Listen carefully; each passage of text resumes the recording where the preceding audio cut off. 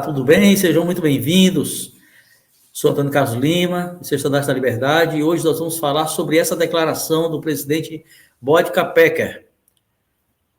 Não nos filiamos a associações de clérigos ou conselhos de igrejas. Mantemos distância dos movimentos ecumênicos. O que isso significa? O que é esta posição da Igreja de Jesus Cristo dos Santos dos Últimos Dias? Vamos aprender sobre isso hoje. Primeira coisa que nós precisamos aprender é sobre o que é o ecumenismo.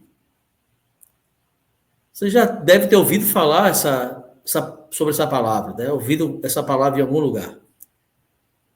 O ecumenismo, segundo o dicionário, é um movimento que prega a união de todas as igrejas em uma só. Todas as igrejas cristãs em uma só. A ideia desse movimento, que surgiu lá na metade do século passado, é que todas as igrejas se ajustem para tornarem-se uma só igreja. E eles criaram, inclusive, um conselho mundial de igrejas, que reúne mais de 350 igrejas de mais de 120 países, totalizando aí mais de 500 milhões de cristãos no mundo todo. A Igreja de Jesus Cristo dos Santos dos Últimos Dias não participa deste conselho e de qualquer outro conselho religioso que tenha este mesmo objetivo. E nós vamos ver hoje o porquê dessa posição da Igreja de Jesus Cristo. Por que a Igreja de Jesus Cristo não adere a essa ideia do ecumenismo? Você vai ouvir também sobre ecumenismo durante a sua vida, no que você lê, enfim, você vai ver essa palavra também se referindo a um outro tipo de ação, que não é ecumenismo, mas as pessoas às vezes confundem, e nós vamos falar sobre esse tipo de ação ainda hoje aqui. Agora, para que todas as igrejas se tornem uma só, elas precisam abrir mão de algumas de suas crenças. E essas igrejas que fazem parte desse ideal do ecumenismo estão dispostas a isso. A abrir mão de parte de suas crenças, de parte da sua doutrina ou daquilo que elas entendem ser parte da sua profissão de fé hoje. Mas olhem só o que disse o presidente Jeffrey R. Holland. Não temos o mínimo interesse de comprometer nossa distinção doutrinária ou de abrir mão das crenças que fazem de nós quem somos. Não há qualquer interesse em a Igreja de Jesus Cristo dos Santos dos Últimos Dias de abrir mão de qualquer ponto da doutrina, porque a doutrina não é da igreja somente, a igreja é de Cristo, logo a doutrina é de Cristo. Não podemos abrir mão de nenhum ponto dessa doutrina e de nenhuma prática derivada dessa doutrina.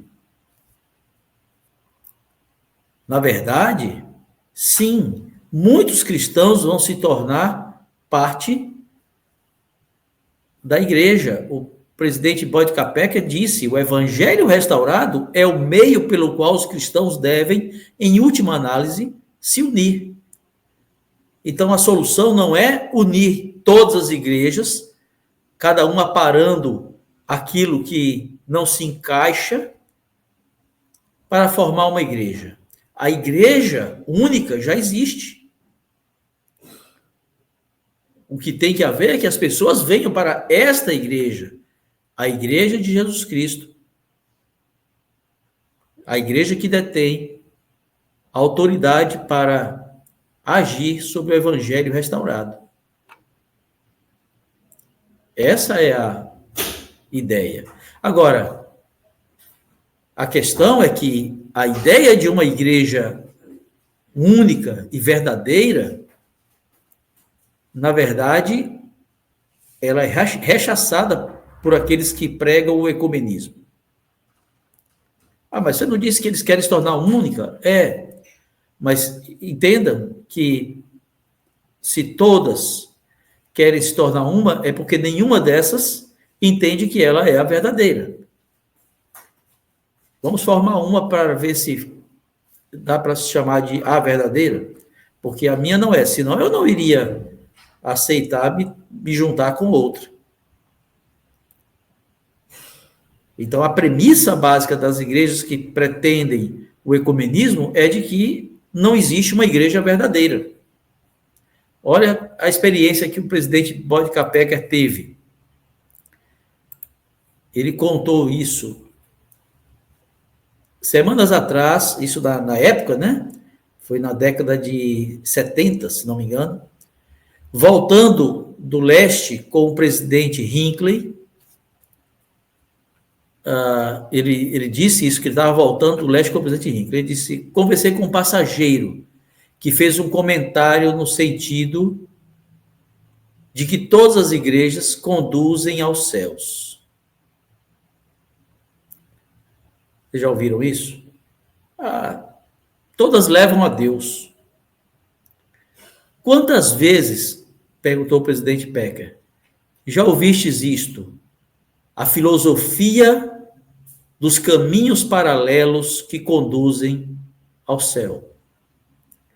Eles alegam que uma igreja não é superior à outra, apenas diferente. E os caminhos acabarão convergindo, se encontrando.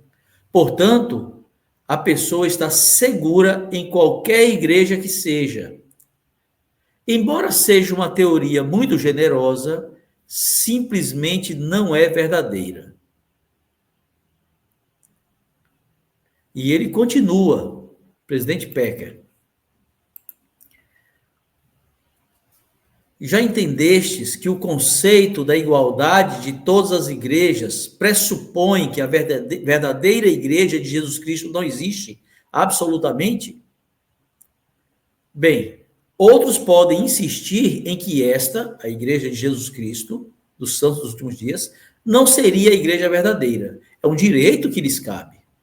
Mas afirmar que ela, a igreja verdadeira, absolutamente não existe, que não precisa existir, equivale a negar as escrituras. Isso é fato.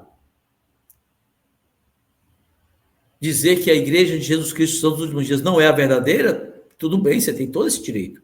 Mas você não pode dizer que não pode existir nenhuma igreja verdadeira. Porque Cristo deixou a sua igreja, essa é a igreja verdadeira. E onde está a igreja de Cristo? A igreja de Jesus Cristo dos Santos dos últimos dias professa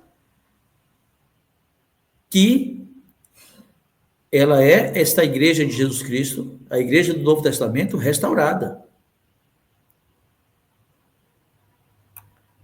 E foi o próprio Senhor quem disse isso nessa dispensação. Nessa escritura, ele disse, e também para que aqueles a quem foram dados estes mandamentos tivessem poder para estabelecer o alicerce desta igreja e tirá-la da obscuridade e das trevas, a única igreja verdadeira e viva da face de toda a terra, com a qual eu, o Senhor, me deleito. Foi o próprio Senhor, Jesus Cristo, que disse isso. Que esta é a única igreja verdadeira e viva sobre a face da terra. É necessário haver uma igreja verdadeira e viva. A questão é saber qual é. E esta igreja professa ter essa autoridade dada pelo próprio Senhor, dada pelo próprio Cristo. E por que é necessário ter uma igreja verdadeira? Como eu já disse, porque Cristo deixou sua igreja na terra. Essa é a igreja verdadeira. E como só há um só Senhor, deve haver uma só igreja que ofereça as únicas ordenanças válidas. O Senhor não é Deus de confusão. Conhecemos as Escrituras. O apóstolo Paulo disse aos Efésios e disse aos Coríntios: há um só corpo, ou seja, uma só igreja, e um só Espírito, como também fosse chamados em uma só esperança de vossa vocação. Um só Senhor, uma só fé, um só batismo. Porque Deus não é Deus de confusão. É necessário haver um só. E esse um só não é o conjunto de vários que se consideram imperfeitos. Muitos imperfeitos não fazem um todo perfeito. Isso é lógico, não é? Isso é lógico. E talvez muitas pessoas pensem assim, algumas pessoas achem, mas dizer que a igreja de Jesus Cristo é a única igreja verdadeira é muita ousadia, né? É verdade. Mas olha o que ensinou o presidente Pecker sobre isso. Nós não inventamos a doutrina da única igreja verdadeira. Ela veio do Senhor. Somos obrigados a ensiná-la a todos os que quiserem ouvir, seja qual for a conceituação que outros fazem de nós, por mais presunçosos que pareçamos, a despeito das críticas que nos dirigem. Não fomos nós que dissemos, foi o próprio Cristo. Então nós precisamos só obedecer. Não dá para Cristo dizer, olha, esta é a igreja verdadeira, e a gente, com medo do julgamento das pessoas, porque as pessoas vão achar que nós somos presunçosos, que nós somos arrogantes. Eu já ouvi isso. Que é muita arrogância. Ora, você tem o direito de não acreditar, mas você tem que saber que tem que haver uma verdadeira. Não pode dizer que nenhuma é verdadeira. Tem que haver uma verdadeira. Porque Deus não é Deus de confusão. Porque há um só corpo. Um só batismo. Não pode todas as igrejas que fazem batismo estar certas. Só pode haver um tipo de batismo.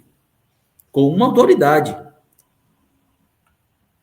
E repito, não é o conjunto de quantas igrejas forem imperfeitas que vai formar um todo perfeito. Não é. Porque isso não é uma decisão de líderes religiosos. Não, eu decido que esta é a igreja correta. Essa é a igreja de Cristo. Quem diz isso é ele. Agora, vamos lá. Vamos considerar por um minuto, hipoteticamente, que a igreja de Jesus Cristo dos Santos dos Últimos Dias aderisse ao ecumenismo. Eu também já ouvi isso. Vocês deveriam aderir ao ecumenismo. Já ouvi isso até de membros da igreja. Nós deveríamos nos unir às outras igrejas porque seria bem melhor. Porque aí a gente teria mais pessoas ainda ouvindo o evangelho como ele é. Não. Porque nós teríamos que deixar de lado as crenças que temos. Porque nenhuma outra aceitaria o que nós cremos, como já não aceitam. Lembra que eu disse antes que as igrejas têm que aparar certos conceitos, certas crenças para se encaixar em um todo? Teríamos que passar pelo mesmo processo. Olha aí o que a gente ia ter que deixar para trás. A primeira visão, a revelação contínua, o livro de Mórmon, Doutrina e Convênios, Pérola de Grande Valor, os profetas, apóstolos e setentas, a restauração do sacerdócio arônico de Melquisedeque, os graus de glória, o corpo físico do Pai Celestial, essa doutrina de que o Pai Celestial tem um corpo físico, a Mãe Celestial, o nome revelado da igreja, teria que ser esquecido, os templos, não se usa mais templos, as ordenanças, os convênios, a salvação dos nossos antepassados. Eu listei só 10, mas tem muitos mais pontos da doutrina de a Igreja de Jesus Cristo dos últimos dias que teriam que ser deixadas para trás se esta igreja aderisse a um movimento ecumênico. Eu não estou disposto a deixar para trás nenhuma dessas partes da doutrina de Cristo. Você está? Espero que não. Espero que não. Meus irmãos, foi o próprio presidente Pecker também que disse que a boa conduta de qualquer cristão, sem as ordenanças do Evangelho, não redimirá nem exaltará a humanidade. Os convênios e ordenanças são essenciais. E de nós é requerido que ensinemos isso, mesmo que isso seja algo impopular.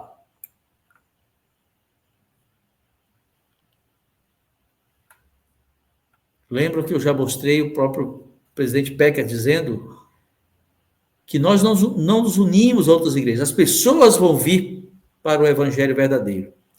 As pessoas vão cada vez mais vir num fluxo constante e crescente de batismos, de pessoas que se unirão à verdadeira igreja de Jesus Cristo. Isso já está acontecendo a olhos vistos. E vai aprofundar, e vai aumentar, e vai ser algo gigantesco.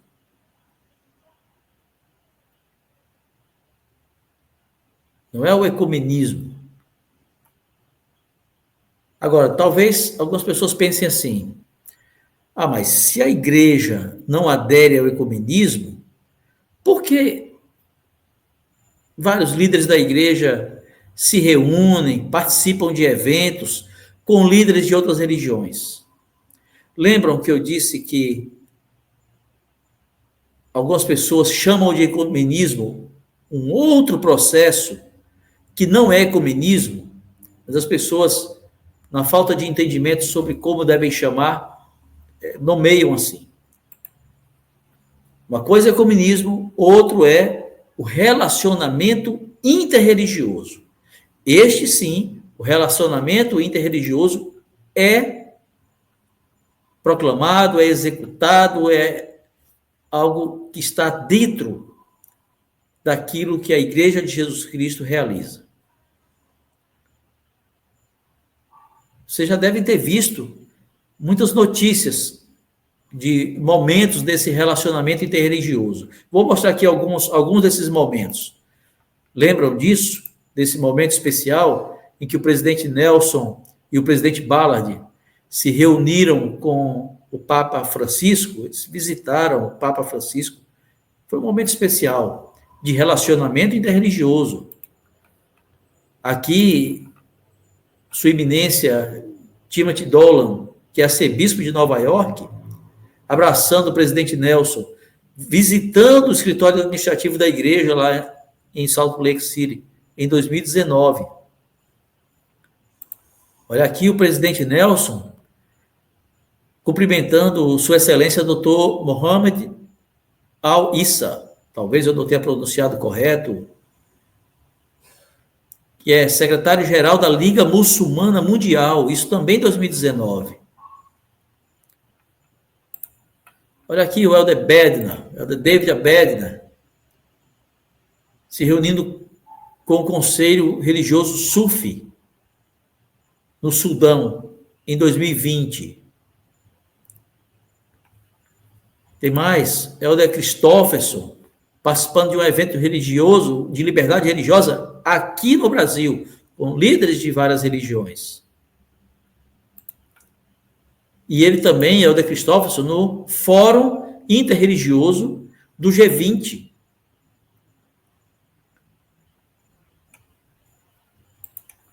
Olha esse momento especial aqui. O presidente Henry B. Eyring, segundo conselheiro na primeira presidência, está ali ao centro, ladeado de líderes de outras religiões. Esse momento aí foi um colóquio sobre a complementaridade do homem e da mulher. Foi realizado no Vaticano, em 2014, e ele estava lá. Outro aqui com o Elder Christofferson. Ele estava aqui com o chefe doutor Metwali, talvez eu não tenha pronunciado correto, desculpem as pessoas se eu não pronunciar o nome correto, que é o principal líder religioso da mesquita mais antiga da América Latina, que fica em São Paulo, do Brasil. Inclusive, o Helder Christofferson foi convidado a visitar a mesquita e discursou lá. Aqui, ó, o Helder Christofferson, no Encontro Mundial das Famílias, em 2015. Esse aqui é o arcebispo da Filadélfia, Charles Chaput.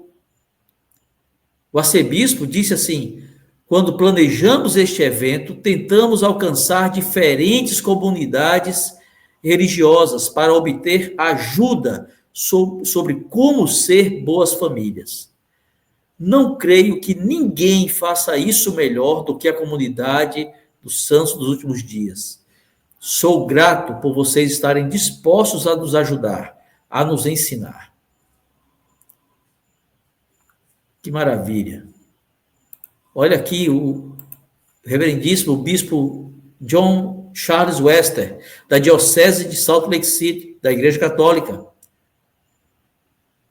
Perdão, esse aqui não, esse aqui é o presidente Works, no momento de descontração ali, com o bispo John Wester, da Diocese Católica de Salt Lake City. Ele está ali no Simpósio Constitucional sobre Liberdade Religiosa, em Utah, 2014. Aqui sim, o bispo John Wester, esse mesmo que se encontrou com o presidente Works, falando a alunos do Instituto de Religião da Igreja.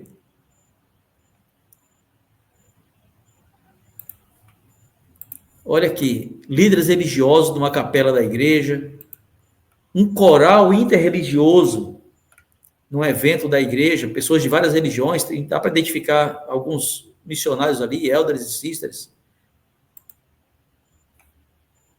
E olha aqui, um simpósio interreligioso em uma capela da igreja também, em 2024.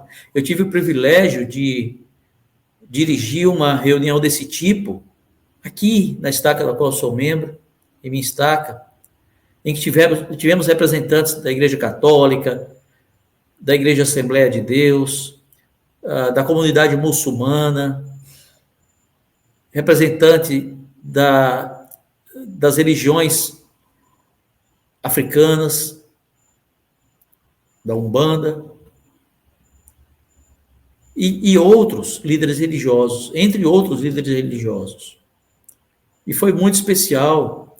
Todos tiveram a oportunidade de falar, ninguém pregou suas crenças. O propósito não é esse. Esses encontros, o propósito é defender o direito que todos têm de viver a sua crença conforme acredita. E defender pontos específicos que são comuns a todos. Isso não é ecumenismo. Isso é um diálogo interreligioso em defesa da religião, do direito à religião e do direito sobre certos pontos que são comuns, como a família, como a fé.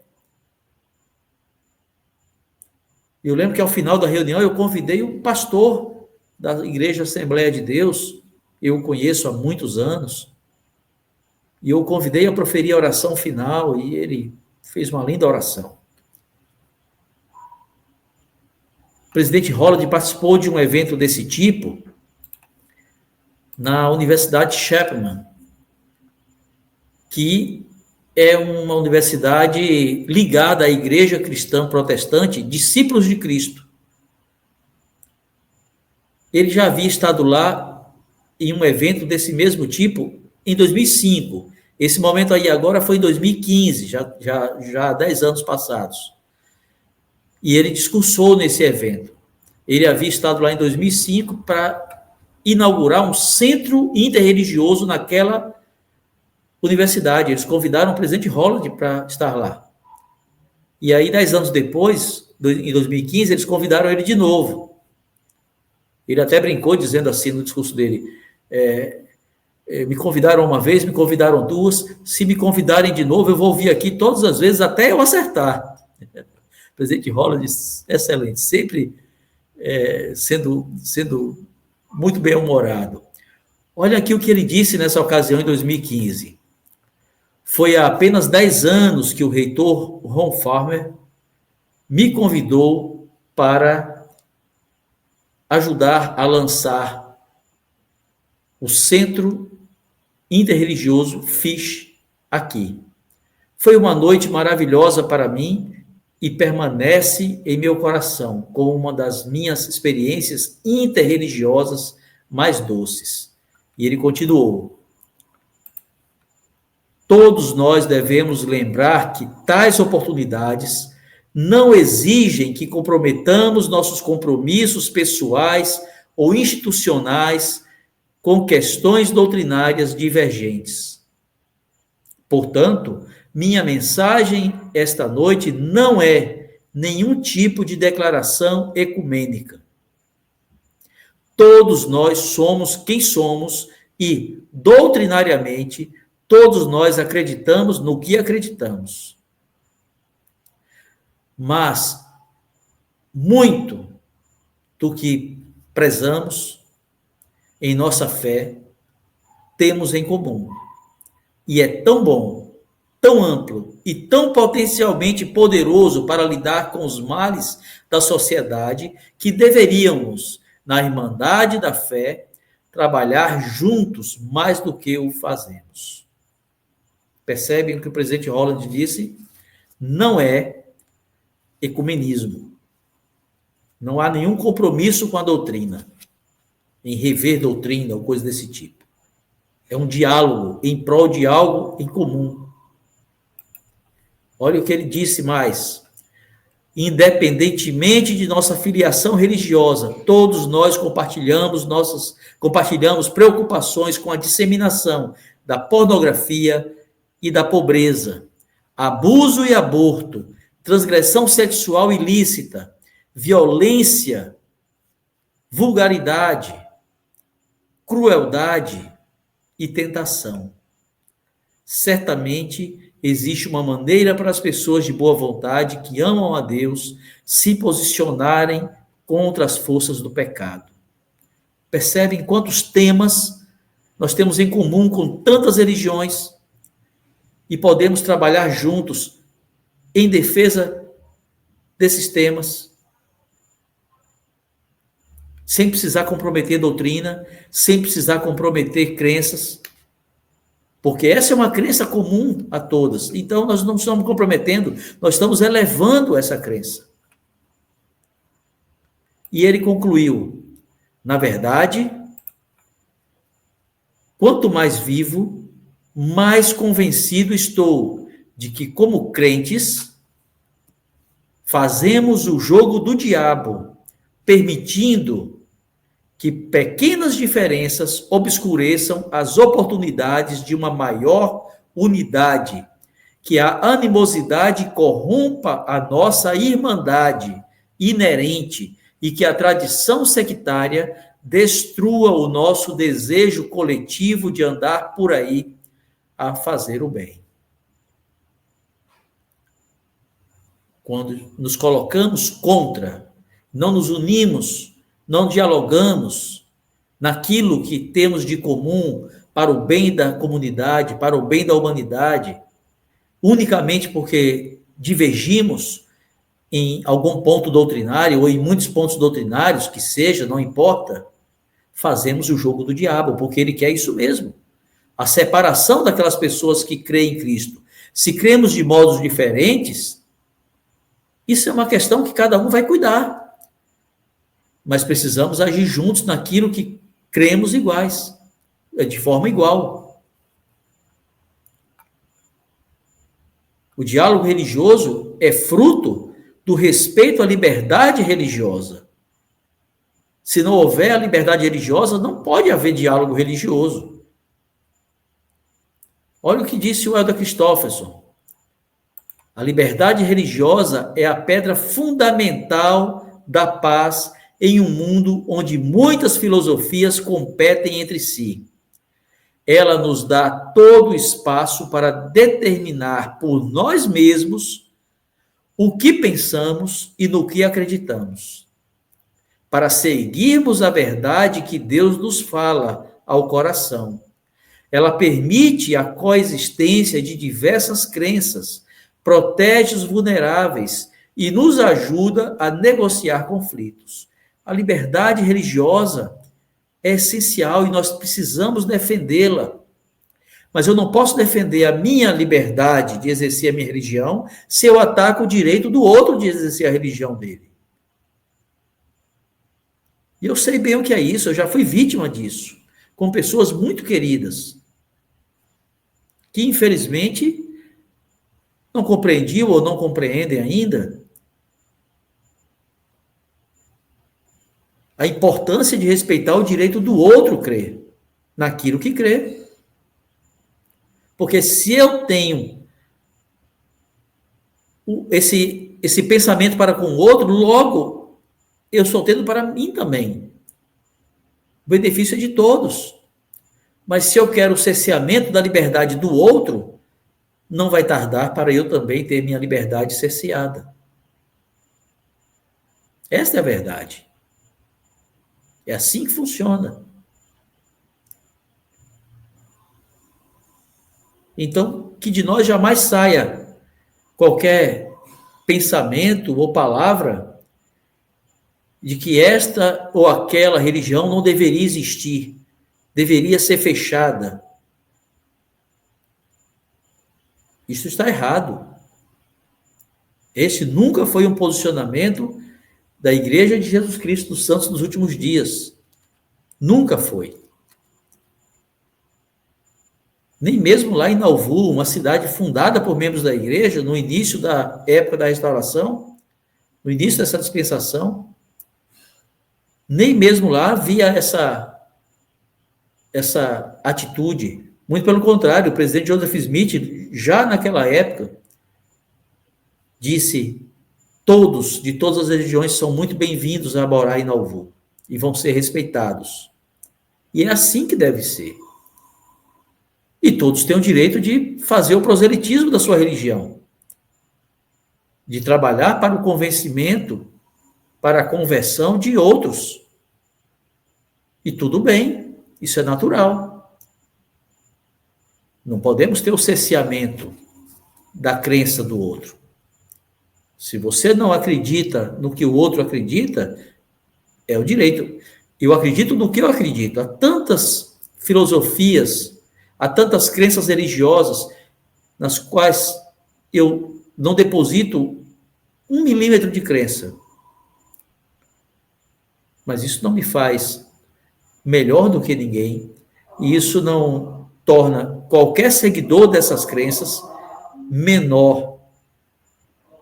De modo algum, de modo algum. A nossa regra de fé, nossa 11ª regra de fé, diz bem claramente: pretendemos o privilégio de adorar a Deus Todo-Poderoso de acordo com os ditames de nossa própria consciência e concedemos a todos os homens o mesmo privilégio, deixando-os adorar como, onde ou o que desejarem. Não importa se são cristãos, se não são cristãos, não importa nem se tem crença ou não tenha. Eu quero o direito de adorar como eu acredito. Mas a premissa para isso é eu conceder ao outro o mesmo direito. Eu posso conversar com a outra pessoa, explicar a minha crença, tentar convencê-la sobre a minha crença. Claro, isso é legítimo, isso é correto, mas sem desrespeitar. Jamais desrespeitar. Ninguém que desrespeita a crença do outro, que diminui a crença do outro, pode achar que com isso vai ganhá-lo para o seu rebanho. Isso é uma tolice. Isso é uma tolice. Podemos fazer isso, não pode diminuir a crença do outro. A posição da Igreja de Jesus Cristo sempre foi muito clara. Venha, traga tudo que você já conhece e vamos ver se nós podemos acrescentar algo de bom para que você possa adorar a Cristo ainda mais. Esse é o nosso pensamento. quero prestar o meu testemunho de que a Igreja de Jesus Cristo dos Santos dos Últimos Dias é a única igreja verdadeira e viva sobre a face da terra. Eu sei disso. Tenho testemunho disso. Sei que Jesus é o Cristo, o Filho do Deus vivo. E sei que a liberdade religiosa e que o diálogo interreligioso pode nos ajudar a nos aproximar ainda mais de Deus. E eu deixo tudo que falei hoje aqui em nome de Jesus Cristo. Amém.